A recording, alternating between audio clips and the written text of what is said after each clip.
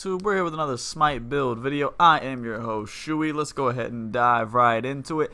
As you can see on screen, this time we are going to be going over Sobek, God of the Nile. He is a guardian from the Egyptian religion. I don't know what you want to call it, but he's Egyptian and he's the God of the Nile and he's guardian and he's beefy and he's fun, and we're going to be making him into the solid brick wall that he has always wanted to be. So as always, we are going to jump right into his abilities. Now, his passive is Blessing of the Nile. Sobek's basic attacks and abilities that hit an enemy grant him protections for a short time. 7 protections last for 4 seconds and it stacks 3 times. His moves pretty much combo together, but they combo with an ADC. Because you're pretty much always going to be running him in duo lane. I mean, he can solo, but there's so many other better options in solo. But he's a very, very, very good support in ADC lane. So what we're going to do is go back up to his top move and kind of show you guys exactly what the combo is going to be. I'll point out which one should be first, second, and third in his main abilities. His first one is Charge Prey. Sobek charges forward at a frenzied pace. If Sobek hits an enemy, he does damage and throws the enemy behind himself. Sobek is immune to knockups while dashing. It does 230 plus 50% of your magical power. So very strong move. As you can see, this has very high potential for combo with an ADC, because you charge forward, hit a god, and then fling them over your head back towards your ADC. So if you have one like, I don't know, maybe Artemis or Apollo or Rama or Anhur, stuff like that, the ones that hit really, really hard and have a way to stun them themselves. It's a very, very strong combo because Apollo can sing them, Artemis can hog them, or whatever you want to do. Just a way to keep them there, and then that also puts Sobek in between their ADC and their tank, which is very, very important.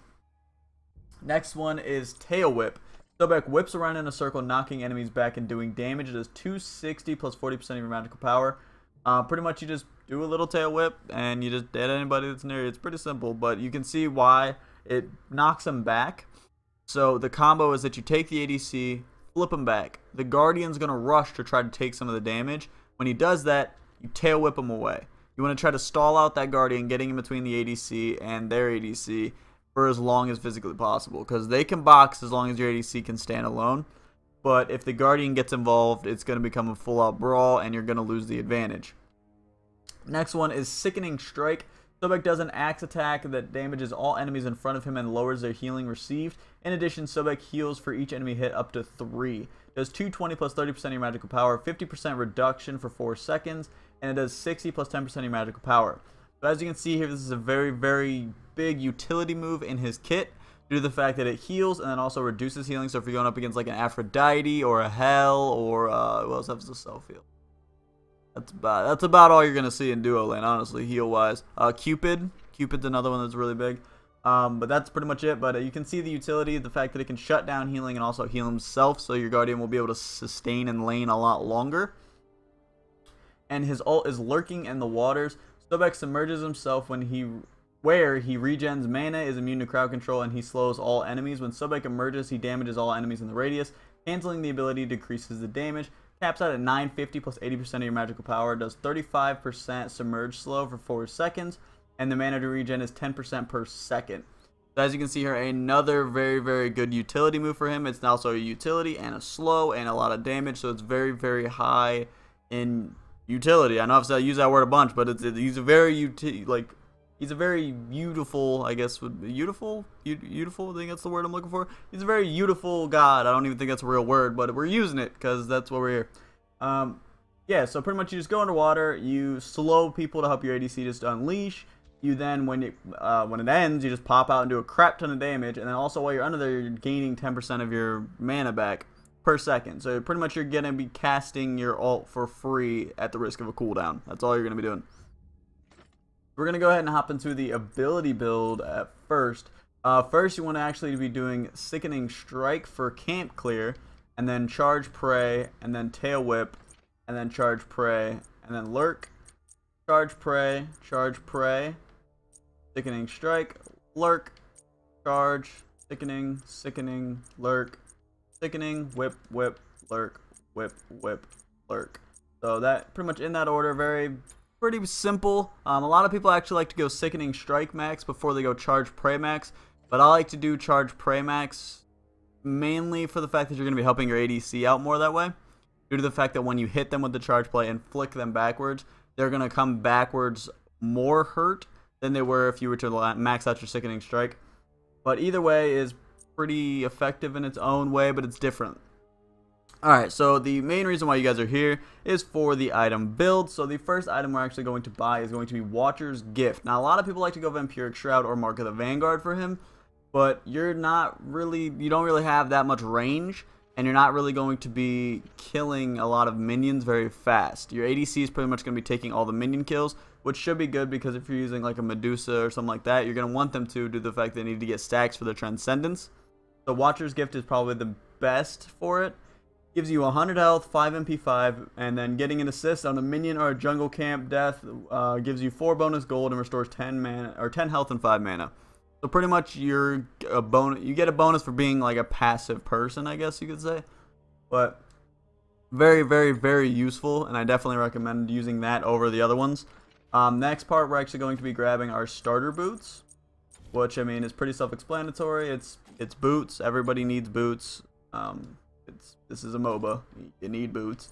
Next one, you guys can pretty much already guess if you've been a part of my channel for a long time. If not, I welcome you.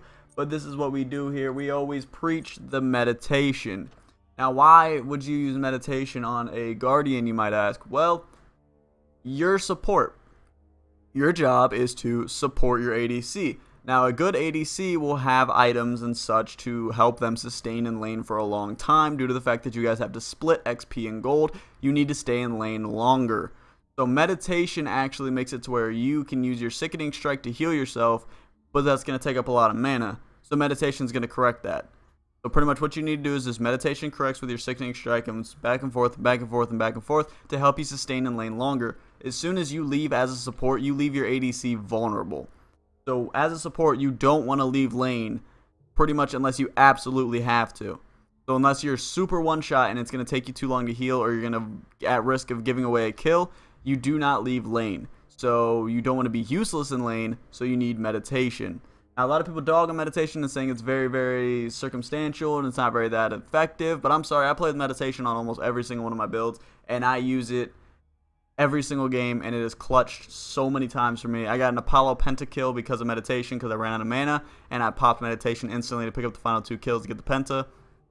It does a bunch of stuff, and it's fantastic. I love it. And then not to mention, if you're a very high mana god, and I put it on there, like I'm going to be releasing a Hobwa build here very soon, and it uses Book of Thoth and also uses Warlock Sash, and it's going to be very, very high mana base, but I still put meditation on in the starter items, mainly due to the fact that you want to sustain in lane for a long time, and then also you can turn it into Salvation endgame for a quick heal pop, which can pretty much turn the tide in the battle depending on what it is. Alright, off my rant of meditation and back onto the build. We're going to start with 1 health pot and 1 mana pot as well, just for a little bit of even sustain on both sides. If one is lacking, the other one can be picked up. Now, your first core item is actually going to be Shoes of Focus. A lot of Guardians don't start out with their shoes, but I actually like to start out with shoes on Guardian, mainly for the cooldown reduction and the magical power. But I mean, the CDR is very, very useful, mainly for the fact that your charge is going to be up a lot sooner, so that they're not going to be expecting you to have CDR right away because you're a Guardian. So it kind of catches them off guard a little bit. And Sobek has natural bulk coming out of the gate, so I would definitely, I mean, you don't really need to build it on right away. But next item should definitely be some sort of bulk, and that's exactly what it's going to be. And once again, actually, it is another CDR item. A lot of people are probably going to give me some flack for this, but it's okay. It's okay. It's okay. We all know I do weird builds. So the next one is actually going to be Breastplate of Valor, and it gives you 300 mana, 75 physical protection, and 25% CDR. That hard caps out your CDR, which is always useful on any god. I don't care what anybody says. CDR is probably one of the most useful things to build into on any god that you're playing, mainly due to the fact that if you can use your abilities more often, you're going to get more kills. It's a statistical fact. It's a fact. It's proved by science. Okay, but back to the thing. I'm going to justify my Breastplate of Valor, even though I really shouldn't have to. You're going to be in duo lane. Duo lane is going to be mainly magical from the Guardian and physical from the ADC. The Guardian's going to do no damage. The ADC is what you have to worry about. So the ADC is going to be doing a crap ton of physical damage very fast. So 75 physical protection on your second item, plus 300 mana for sustain and 25% CDR, so you can fling back to your ADC more often. That's all it needs to be said. You resist, you have more fuel for the fire, and you can start the fire more often. That's all that really needs to be said there. Now, the third item we're actually going to be scooping up is going to be another pretty big, beefy item, I guess you could call it. I don't know exactly what you want to call it. But it's Mystical Mail, and it's 300 health, 60 physical protection, and deals 40 magical damage per second to enemies with 25 units. Now, the reason why I use this over a lot of other ones is mainly because you're going to be lashing out at them. You're going to be dashing at them. You're going to be in between the Guardian. You're going to be in between the ADC. Once you fling the ADC back, and you're probably going to be within 25 units of both. The Guardian's going to be charging you to try to get it to his ADC to help protect him, and the ADC is going to be trying to run to his Guardian, and you're going to be that wall in between them. So they're just going to be tick, tick, tick, tick, tick, tick. They start getting away one shot, tick, tick, tick. It's not going to happen. So I would definitely recommend grabbing that right away. Now, before anybody tries to give me crap in the comments, I don't put stuff in damage and defensive depending on what it gives you. I put it in damage because that's the order, because you're reading it like a book. Left to right and then down. Left to right, then down. Left to right, then down. So that's how it is. I don't put it based on what it is. I put the next 3 items for your capped out 6 build on the 3 below the 3 in core, and then I put your alternatives down to defensive. I'd like to cover that now so I don't get any comments down below. Okay. Now we're moving on, and the next item we're going to build is actually going to be Artwyrd Amulet. Not exactly sure what that's under, so we're just going to go to all items real quick. Go down, because I know my ABCs, and there it is. Artwyrd Amulet, it gives you 300 health and 60 magical protection. All allies within 70 units gain 20 physical protections and 20 MP5. I really don't need to justify this either.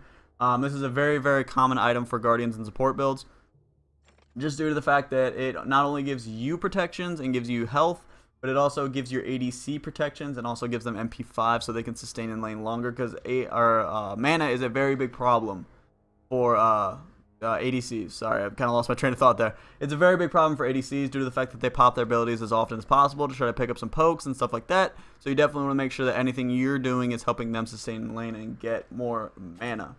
So the second item on the third that is not core is going to be Sovereignty, I think is what it's called. I was reading it because I got a script here for me, and I'm trying to read if it's Sovereignty. Is that how you pronounce it? We'll keep going down so you guys can see. Their ABC order is all jacked up. There it is. Is it Sovereignty? Severity? I think it's Sovereignty is what it's called. 200 health, 55 physical protections. All allies within 70 units gain 20 magical protections and 25 HP5. Once again, make yourself more tanky. Give buffs to your allies. Like, it's super self-explanatory. You're a supportive character. You're not here to be getting a butt ton of kills. You're here to help your ADC.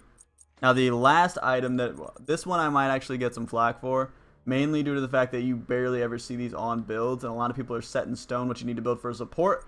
But I love Stone of Gaia for supportive build. Now, you get 100 health, 70 magical protection, 25 HP5, and 10 MP5, and you regenerate 2% of your max health every 5 seconds. Now, I don't know about you, but nothing in that sounds bad. Now, is there other stuff that might be better situationally? Maybe.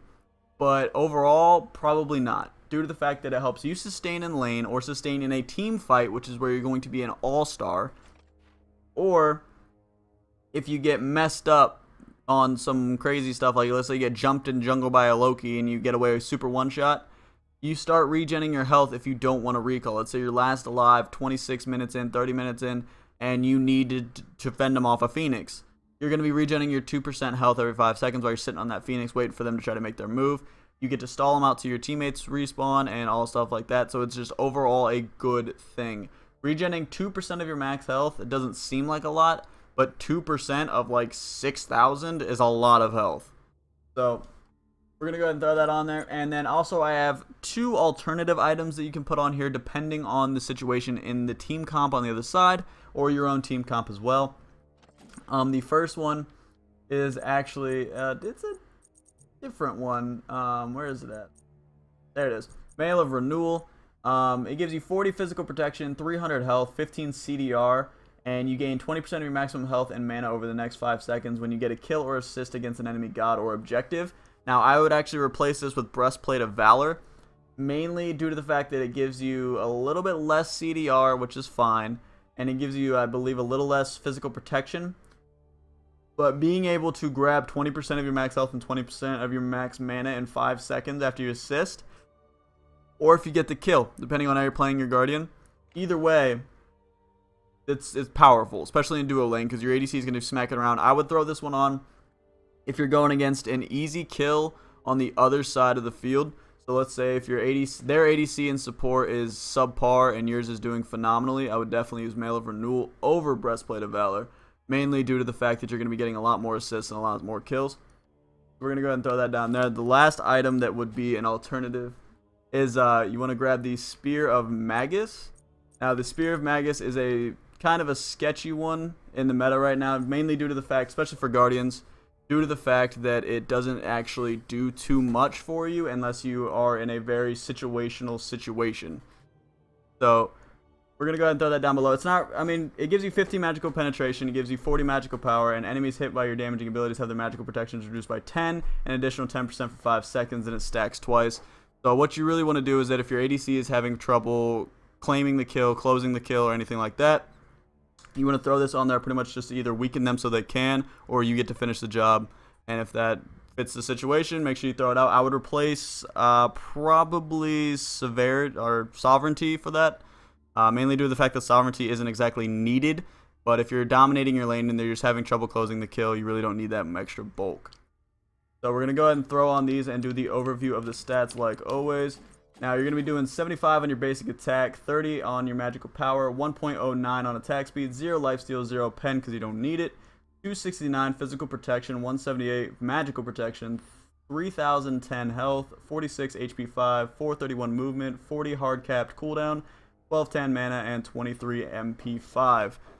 Now, it's a pretty solid build overall, guys. As you can see, your super tank health is very, very high. HP 5 is very, very high as well, which is very important for a pretty much tanky support, and if you want to just be out there just taking hits all day.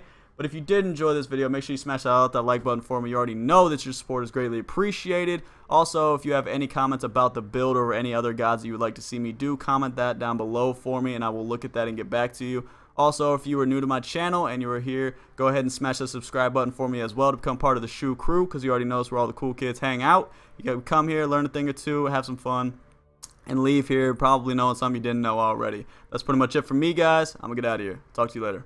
Peace!